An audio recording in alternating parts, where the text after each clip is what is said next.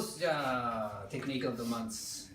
また、蹴りのキャッチからテイクダウンです。お願いします。この間はこの、後ろの方から来る蹴りのキャッチ。こんなパターンやりましたけど、今日はこの正面に来る蹴りのキャッチ。正面に来る場合は、このキャッチでもできるんだけど、やっぱり効きやすいですね。ここ痛めやすいで、すごい大きいモーションしなきゃいけないので、なかなか間に合わないで、そのままもらっちゃう場合がありますので、もっと安全なのは、そのままガードにもらう。ガードに蹴りをもらう。そして下から足を取る。下から取ります。で、その時も、やっぱりちょっとずらした方が蹴りのパワーが弱くなるので、できればちょっとずらしながらキャッチした方がいいですね。で、キャッチして高く持つ。はい。で、一つ目はそこから自分の腰と足を引いて反対側に足を引っ張ります。で、そこからステップインして手は、ストレート打ってもいいですね。バーン。で、手はそのまま伸ばしたままで胸を押しながら足払いをかけます。相手をこういうふうにテイクダウンします。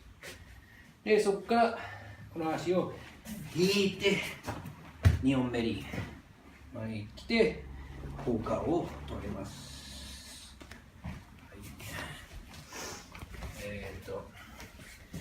はい、このポイントは腰を引いて一回引いてからまた強く入っていくこと。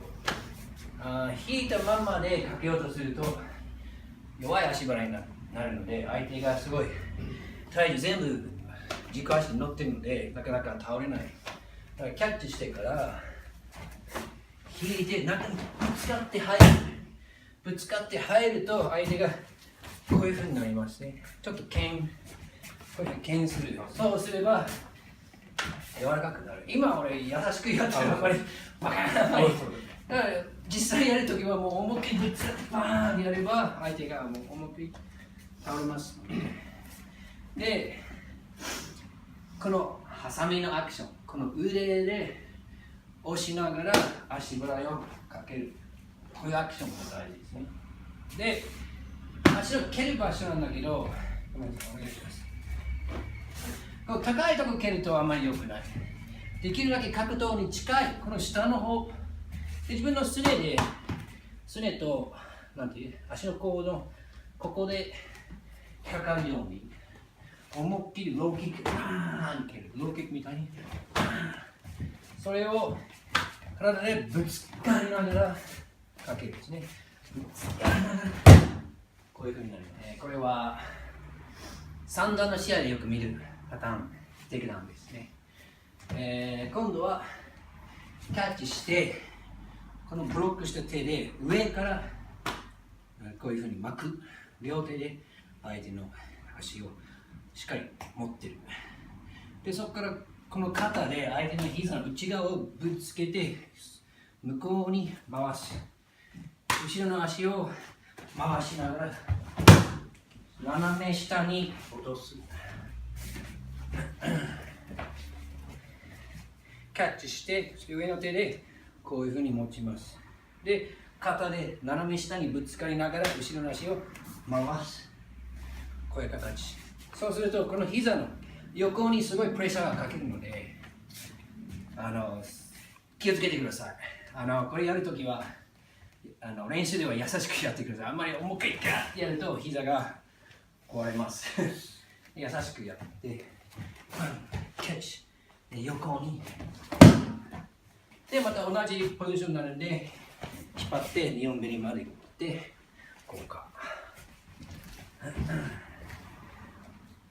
さらにこれをうまくテイクダウンにつながるのは、これ回すときにこの足をかける。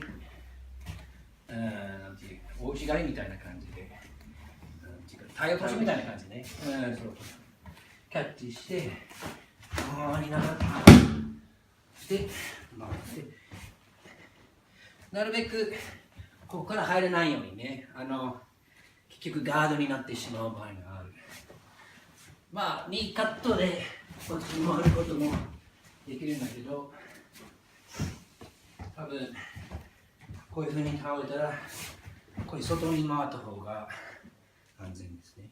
で、ここからのフィニッシュなんだけど、まあ、よく日本ベリーすると相手が膝を押してエビしようとする。そしてここに隙間が空くから手のひらを上に向けて上入れて、この肘を自分の胸につける。そして顔を押しながら回ってここで膝をロックしっかり締める。で、手も持ちながらここでロックね。で、回りながら座る。そしてこれ、お指上にしてこれで十字止めます。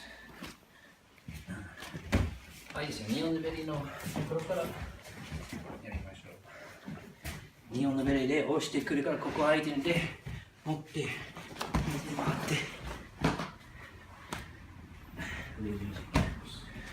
あともう一つ、相手がこれがしてる人が多いんでよくやられるパターンなので、脇をすごい絞って押してくる場合がある。で、ここになかなか手が入れない。そしたらこの手首を押さえて回って後ろから手入れる。こういうふうに。そしてこれを上げて回すと木村があります。木村。反対側から手入れるんですね。この時、エビして俺の膝が折れてきても、これが持っていればここに回って腕ここに入れれば、で一回これを引っ張って上げて後ろに回す。そうすると木村が決めますね。2つのパターン。まあ日本のベリーからいろんなサブミッションあるんで、それはまた違うビデオで日本ベリーからのフィニッシュは作りたいと思うので、とりあえず今日はその2つやります。お疲れ様でした。